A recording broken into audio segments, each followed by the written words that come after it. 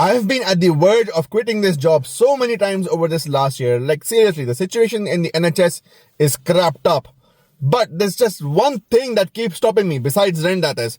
No, really. I'll be going down the corridor towards the mess, going like, this is bullshit. I'm going to hand in my notice today. I could make 10 times more money by opening a podcast. That's what I could do.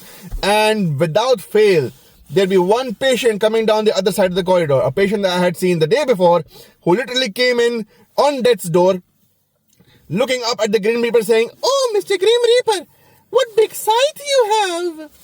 And without fail, they'll be walking around completely fine, totally normalized, along with their granddaughter who's just getting them to the washroom. And they will look up at me and they'll give me this big smile. And I'll be like, wow, I did that. I know it's teamwork, but doctors have big egos. I did that. I saved her life. And that feels amazing. And without fail, they'll always come up to me and go like, "Doctor, thank you so much." And that just feels like, fuck yes. That appreciation, that little tidbit of appreciation just stops me and going like, okay, you know what? I can do this for a while longer.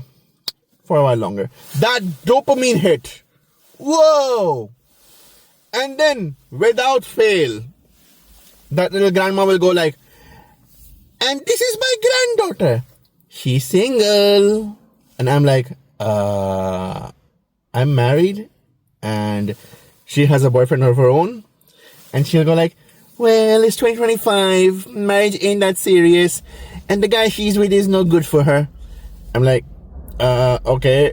And her granddaughter's like, "Grandma, that's not very Christian of you." And the grandma will be like, "Neither is hanging around for 7 years with a guy who's still finding himself while you're in your 30s. And I'm just like, this conversation has served its purpose. Moving along now. But yeah, that's why I keep working as